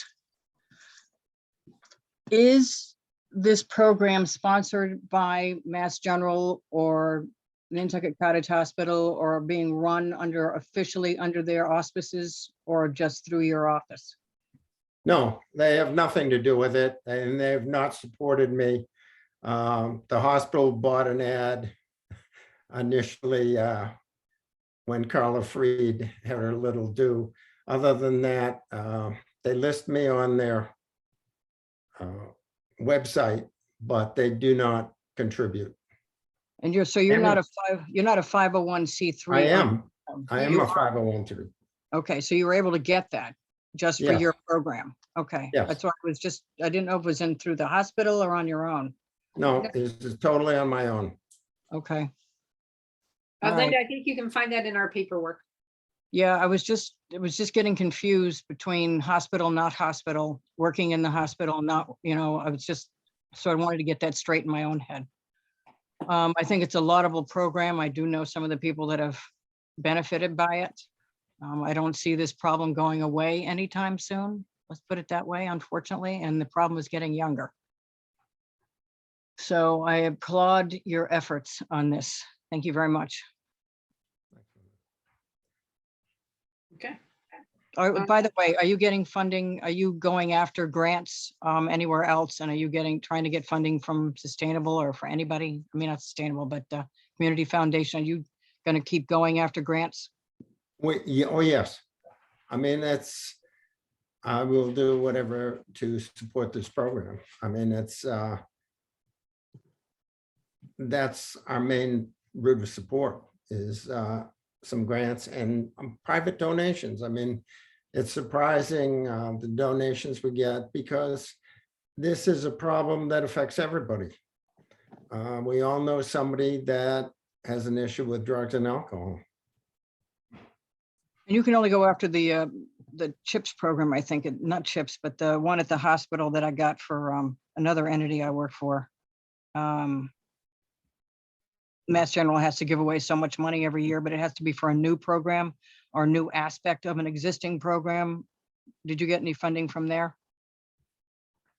No. They give that away every year. No, we've applied, but I don't believe we've gotten any money from them. That's unfortunate. I'm sort of like a redheaded stepchild. Apparently, they don't want to acknowledge that it actually exists to the extent that it exists. I will say personally, I'm not impressed with their involvement with behavioral health, mental health, or addiction. It may change, but right now it's relatively non-existent. And you work with Gosnold and Fairwinds? I'll work with anybody that helps our patients. I mean, I've referred patients to Gosnold. We've sent patients who required a higher level of care over there and help support them. I've worked with Fairwinds. You know, we do medically assisted treatment. The other parts of the treatment of addiction are not areas that we have expertise in. Right. Mental health. Yeah, we do what we do well and understand that there are other people that deal with the other phases of it very well. But you work within that little group, that network of Yes. support. Okay. Well, thank you very much. I thought you were going to retire. I started Addiction Solutions. When I go out feet first will be the last time that I am involved with Addiction Solutions because I started it. It's got to be successful, and I'll do whatever I need to do to make it successful. Well, thank you very much for your efforts. We all support that. Okay, Joanna? No, all my questions have been answered. Thank you very much for your work. I think it's very important. Thank you. Okay, Tim, I just have a couple of questions. Sure. Do you have a list of people that you can, I know that part of this treatment, the Suboxone treatment and others really look at therapeutic treatment as a backup with it, you know, to coincide with it. Do you have availability to get patients to that therapeutic part of it, you know, to blend them with a therapist? We try and do that. I mean, the therapists in private practice can be a little bit reticent to deal with the stigma of drug addiction, to be honest. They don't necessarily want to invite them into their home. But we try and recommend people, we'll speak to people and try and convince them to see our clients. But we also, work, as I said, work with Fairwinds and Gosnold to get people involved. Yes, we make phone calls. We speak to the nurse practitioner at Gosnold every Friday to go over our list of patients with them. And this originally started in conjunction with Fairwinds. We would have all of our patients go to a group over there, and this was prior to COVID. And then that program sort of fell apart. So then we started to have to do it over here. People would go over there, go to group, and then would come over here and get a prescription and see us. but that sort of fell apart. We continued through COVID. We did face-to-face. We didn't take a break from that. Okay. NAMI has a program out there right now where private therapists are taking clients on a sliding scale through a grant. I don't know if you work with Jackie Lane or have ever done any work with Jackie Lane, but it might be worth finding out about those clients that are taking it sliding scale. So if people don't have insurance, they're able to provide services. Sure. No, I mean, that I very well understand that this is only one leg of this stool to get patients to deal with their addiction appropriately. What we do is with Suboxone, people don't go through withdrawal because that's a big fear. I mean, patients say to us, you know, I really don't want to go through withdrawal. Okay, Suboxone, you don't go through withdrawal. And it brings a patient out of chaos. Then their life is not chaotic anymore. They don't have to worry where they're going to get medication from. But then the other part of this is to try and address the issues that drive this. I mean, fear and shame drive addiction. So I think our clients can then start to address these other issues when they're not worried about getting medication. And also another related medical issue is if you get patients on Suboxone within that first year of IV use, you cut down the incidence of Hep C. And Hep C is right now the leading cause of liver transplantation. Yeah, I know that. I think I was just suggesting that maybe there's a list there that might be available for some of your clients at the time when they might need that support system. No, I mean, I'm certainly happy to get involved in that and find out. I'll actually have Jackie Lane reach out to you about it, so that way they can Perfect. get you the information. Could you tell me how long does a normal patient stay on that Suboxone program? Well, it depends. If I've got somebody, I've had some clients that are 65.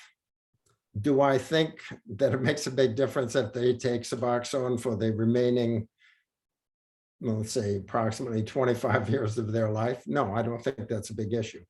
I think patients, clients get off Suboxone when they're ready. I think patients have to be ready to get off of it. I encourage patients to get off of it, and we've had our graduates. It's just that they have to be ready to do it.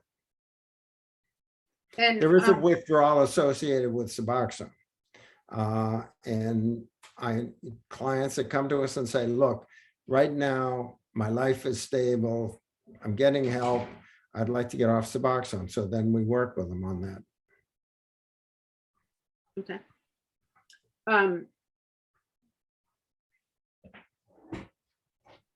I think that's about it for now. What other, you said grants. Do you actually write grants each year? And because on the thing, it's hard for me to see your fundraising income. It doesn't say that you actually have any other grants. You have donations. So is this basically, have you ever written a grant to any other organization for funding? To the, I'm blanking. Foundation.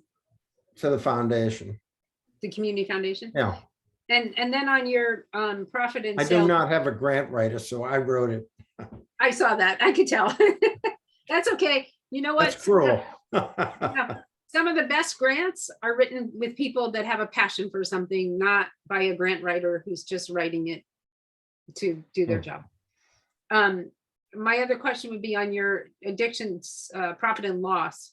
You said that you get some insurance reimbursements, very limited. I understand the program, the basis of your program. Is there any way that you can let us have a better, I think to answer to Brooke's thing as to what we might have as a better input of how much you actually get in insurance feedback to us? That would be. I'll have my financial guy go over it and tell me. Okay. And I guess the big question would be, Tim, how many patients are you servicing at the moment? Probably around 60 right now. It varies in the summer, it goes up. And it varies day to day or week to week. We picked up, I think, 2 new patients last week, and it varies around that. Okay. And this is the big question. I know that you said that this program will go until your feet are in the ground. Yeah. But, do you have somebody you're training on this program besides, I guess Meredith is in basic training, right?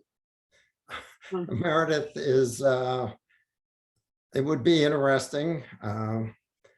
Then she could have a job at the school and the Board of Health and this.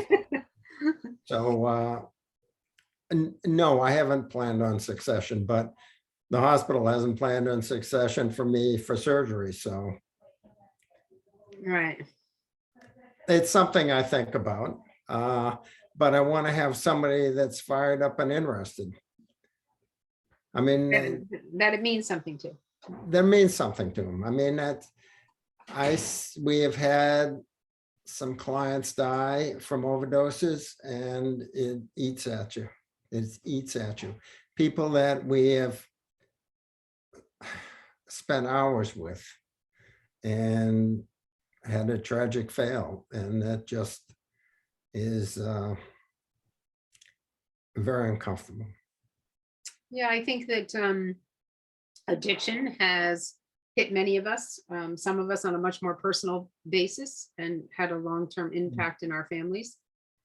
And we understand the different avenues for treatment and the limited solutions that we have on the island or treatments available, and the cost of an actual treatment program.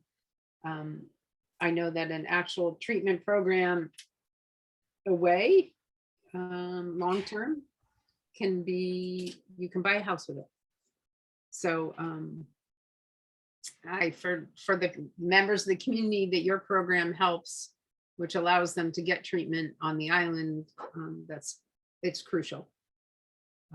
So I think it's appreciated by everybody that there is some service available to this capacity within the community. Does anybody else have any? Oh, Linda has her hand up. That's the first time I've seen that hand thing. Linda. Hey.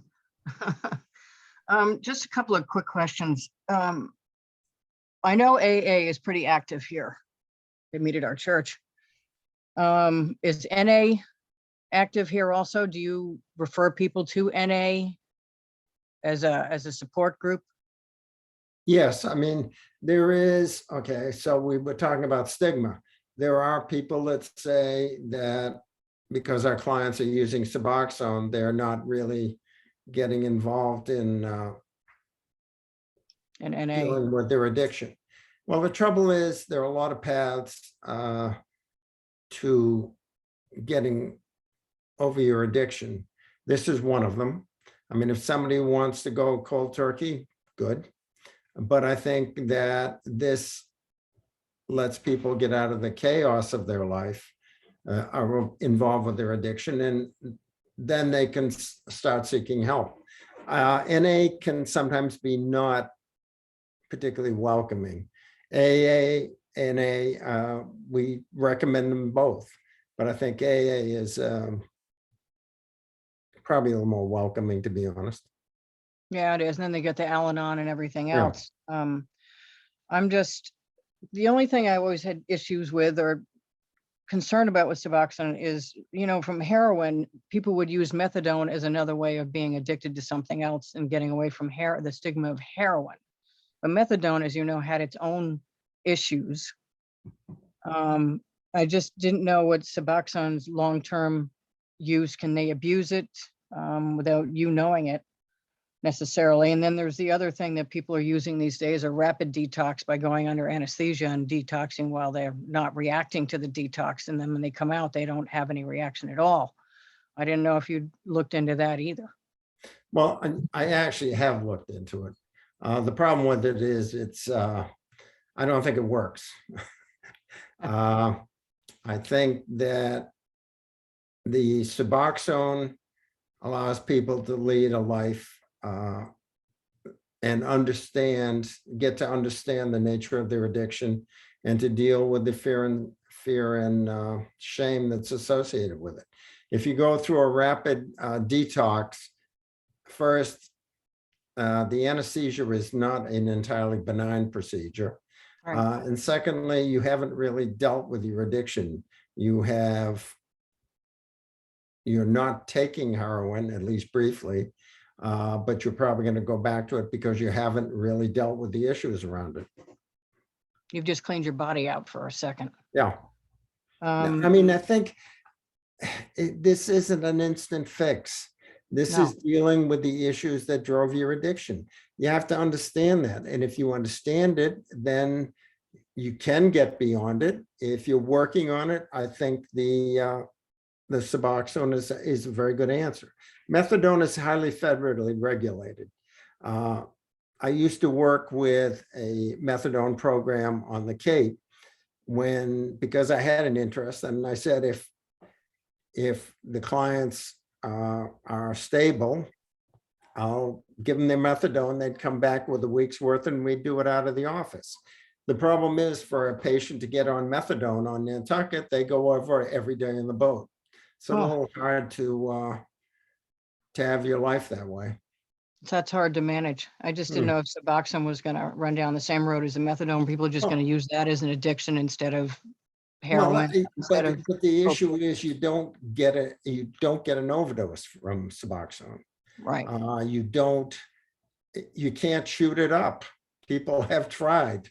It doesn't work because Suboxone has naloxone in it, which prompts an immediate detox, which is extremely uncomfortable. And I suppose the Suboxone fills the same void in your head that your body used for opiates. Yes. That's I mean, it prevents you from going withdrawal and cuts down the urge to use. Well, it's a great program, and it's done here where they don't have to go over to the Cape every day. Now, are you dealing with people that are abusing Adderall and things like that as well? Well, Adderall addiction is a tricky issue. There aren't great medications for people that are abusing stimulants. We've worked with people, but that's a very different type of addiction. What about methamphetamines? You see a lot of that? We haven't seen a lot of methamphetamines. Is there a treatment for that through you? If they come in and they want help, we'll find out what the best route to go is, but I don't know of one. Yeah, there's no substitute for it. No. In their systems. I know people that are doing that, and I think that's dangerous, really dangerous. It is. It's extremely dangerous. Well, thank you very much. Tim, could you do us a favor? Would you just send to Ann's office or to Ann a little bit about Suboxone and how that, and how do you say it, naltrexone? Suboxone is buprenorphine and naloxone, so you can't abuse it. You can't, if you are taking opiates and you take Suboxone before you're going through withdrawal, you will go through immediate withdrawal, which is extremely unpleasant. So we have our patients be in withdrawal before we start them off. Yeah, no, what I was asking is if I think just so that there were some questions about the actual drugs that you're using. Sure. Could you send some of that information to Ann and that way Ann can distribute it to anybody that would like it? Happy to. Okay, that would be really very helpful. Does anybody have any other questions for Dr. Leopard? Brooke Moore does. Hi, I'm just curious. I know nothing about this. And so when you talk about encouraging people to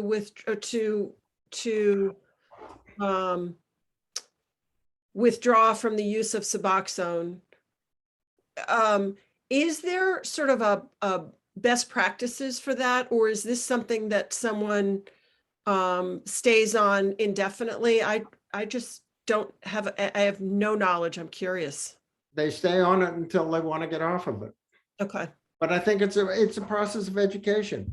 Understand your addiction so that you're not going to relapse, because the nature of addiction is relapse. They're on it until they don't need it.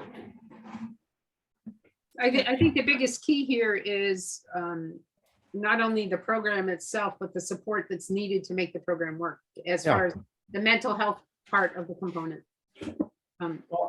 That's why I suggested that. Yeah. In touch with Aileen is somebody that has this huge experience. And so when questions of mental health come up, I mean, that's really her forte. I like to say the crazier they are, the more Aileen is interested. So she makes suggestions and we recommend things to people and try and get them to the appropriate personnel. I mean, David Nawaki who is a psychiatric nurse practitioner at Gosnold. The hospital had a psychiatric nurse practitioner and let her go. They let her go because the Tower grant ran out, and they they said, you got to go work for Gosnold next week.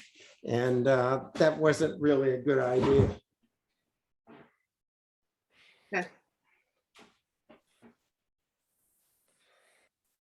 But people are on it until they want to get off of it. And that's education and dealing with the issues that drove it. Right, and so you're one component in the big picture. No, exactly. Well, there's a three-legged stool. I mean, you got to have the wants, you got to want to quit, but I think you have to understand your addiction. And to understand your addiction, you need a moment of clarity, a moment of quiet. I mean, the chaos that goes on. These people lead chaotic lives.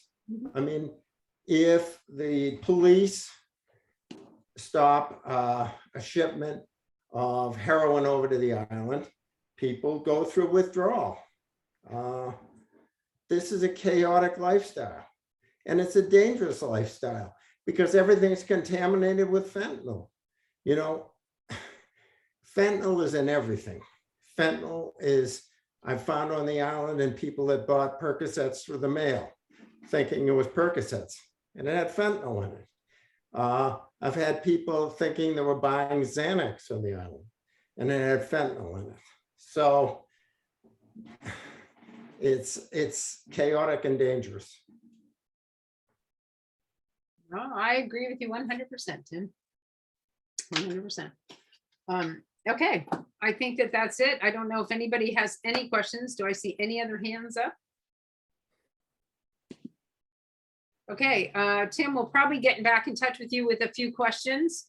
And we'll try and get that information to you.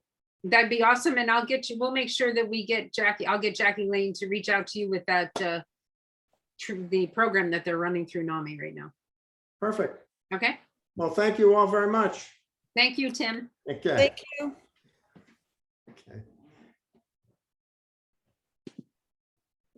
Okay, I will, go over things, I will talk with Jericho and get that information for Joanna or to everybody in regards to the contracts and how the contracts are read. And make sure that you have that by Wednesday, okay? Yeah. Yeah, I really am curious about this question of that NAMI Gosnold grant from last year and how it can be spent on a program that didn't function for 6 months. That's a good question. Well, I think the problem, I think everybody has to understand this. In a grant, you have a year to use the grant, and how they use the grant is up to them as long as it's used for the purpose they put it in. So whether or not that grant is used, the full grant is used within the year or a half year, as long as it's within the scope of the grant, and the fiscal year of that grant. I think the monies are available to them. Okay. But we'll get more information, and when we meet Wednesday, Jericho and I will have that information and be able to present it to you guys properly. Okay. Perfect. Thank you. Yeah. Am I gonna be on that meeting? You are on that meeting, Ruthie. I would Okay. suggest that Ruthie goes back and watches our other meetings so she can see what we've already seen and discussed. Yeah, Ruthie, they are available on YouTube, the meetings. And Ruthie, I'm available at any time. You call me and I'll find the time for you to have a conversation over questions you might have. Me as well. If anyone does have any questions, you can reach out to me as well, be they scheduling or anything else. Okay. Okay. I'm not sure if Joanna is here. She knows, I think she said she had to leave. Yeah, no, she's gone, Yeah, she put a text in chat. which Oh, is a that's fine. slight problem because there's only 3 of us left, I believe. No, there's 4, Linda. There's Where's the 4 of us fourth here. There are 4 of us here. I did not get the, what do you call it? That text. So sorry, guys, it did not come through, but as I said, my computer has a mind of its own today. If Okay. you click on the chat messages, you'll see it on the chat message. Yeah, it's not coming through on mine. Oh, okay, sorry. I'm not saying anybody else. I'm just saying in mine, it didn't come through, but I've had difficulty with my computer today. So We got to do some tech support for you before the next meeting. yes, you do, Jericho. Just bring it by here. Okay, I will, I promise. Okay, everybody, we had 3 very interesting and very different applications brought in front of us today. We have some great deliberations ahead of us on starting Wednesday. We will designate for people to go meet with groups too, and anybody that actually, I encourage is if you have strong beliefs about something, maybe on towards the negative end, that should be the group that you meet with so that you can get your questions answered. And sometimes that can help us get a better viewpoint of actually what they're presenting to us. This is a very limited scope for us to be able to actually really ask questions and get to the heart of what a program's about. Yes. Did we formally ask Jackie to flesh out the financial side of the reimbursement for their regular CRC grant? For which regular grant? Are you talking about? The therapists, reimbursing therapists? She did send stuff to us. I don't know if you got that. She sent us a somewhat of a breakdown to the questions that you asked. You should see if Ann sent that to you. I may have just missed it. I've had a crazy few days, so I'll go back through my emails and confirm. Okay. Okay, Great. and my question would be, I'm actually going into a conversation with her either today or tomorrow. And if you have any additional questions, once you read that, reach out to me so I can get those answers to the committee. Yeah, I mean, I think, as you can tell from the questions I've asked today of all of these guys, if there's insurance reimbursement available and a program is not taking advantage of it, because it's hard to do that, I feel as though no matter who it is, we're supplying funds for something that could be paid from another source, which would be insurance. And that's kind of a theme that's rolling around in my head when I look at all these applications. It's the same question I asked him, because it's not on his financial statement that he's gotten, X dollars of reimbursement toward the cost of his program from insurance companies. So, I mean, I think it's one thing if it's not covered, it's another thing not to try. And that's sort of where my head's at with a lot of this. We So- went through this with Fair Winds for quite a few years. Dorothy and I know. We went through this. They weren't doing after their reimbursements. They're not doing it diligently. They didn't have anybody who was, making sure that they got the reimbursements and stuff. So they always had a deficit and they always had a fraction of the reimbursements they could have had. They rectified that 2 or 3 years ago, maybe 4. And now, as we heard from the presentation, that they're very about getting reimbursements, which is a big deal for those guys because that's really a major portion of what keeps them going. Hospital does the reimbursements. They have a whole section that does it in Boston. Tim's is tough because some of this is going to get covered and some of it isn't. And a lot of these people are uninsured and they should be referred to the hospital to get on Mass Health because it's actually, you're required in this state to be on Mass Health if you don't have your own insurance. So there's a lot there. But if he's not going through the MGH, I mean, Mass General, and going through the hospital insurance, because it's not really a hospital program, that's where there's probably some help that's needed there. Because he has to do it himself, not the hospital. Yeah, he is a private, this is a private 501c, and he's only affiliated with the hospital through the surgical end. He's a private practice. So lots to think about. I mean, it's fascinating. I think there are a lot of questions and a lot of variables out there with every organization, and with absolutely everybody asking for funding this year. There are some. I'm going to be reaching out to a few of the organizations and asking some questions. Some presented to us and presented a picture to us, and I was at volunteering at something where the picture was completely different. And so I have questions that I want answered for all of us because I feel like sometimes that continues to happen. So as we go into, and I can't elaborate right now because I'm just making a broad statement, but Wednesday, when we go into conversation and we can actually start deliberations, we should have some answers available, and I'll bring up these discussions as we go further. Everybody, Ruthie, I understand the commitment. I too, right now I have staff preparing. I have staff walking in and out of the room because we have a huge lunch that we have to have out in like 20 minutes out in Tom Nevers, and I'm here. So I appreciate the time and effort you have put in being here today. We really appreciate it. As I said, we are available. I am available anytime to answer questions. Please don't hesitate to call me. I will have Anne send you my information via email so that you have it available. Great. That I would appreciate that. Okay, and as Jericho, I know he has communicated with you before. He is more than willing to answer any questions for you. And everybody else, I really appreciate it. I'm going to ask for a motion to adjourn. So moved. Second. Okay. Okay, well, we're going to go down the line. Linda? Yep. Ruthie? Yes. Brooke Moore? Yes. Dorothy? Yes. Okay, everybody, thank you very much. Have a great day. Bye-bye. Thank you, everybody. Have a good day.